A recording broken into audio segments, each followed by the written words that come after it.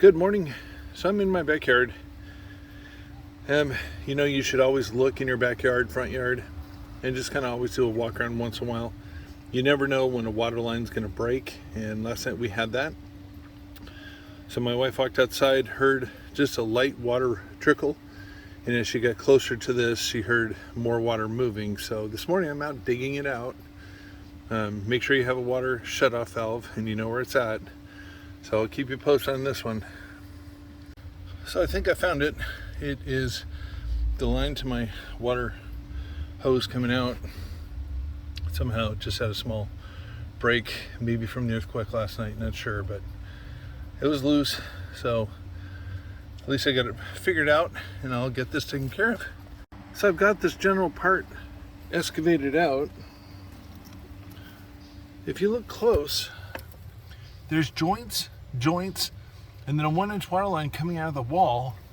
And then this piece I just took out that are broken, another joint of a joint of a joint. I hate sprinklers, but unless you want to pay, it's time to get in there and get dirty. So I'll get back to you when I get this thing now. All the sprinkler lines opened up. Okay, so the idea here, I'm at the next stage where just dig it out, get it all dug out. Make sure you put a napkin or a cloth or a rag of some sort in the open line that's going to go back into the sprinklers.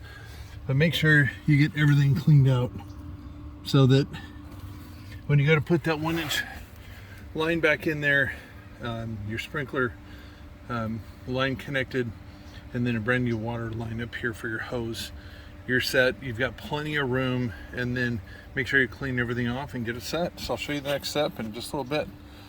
Off to my favorite place, Home Depot. Oh, by the way, make a full parts list before you go. 10 trips, not fun.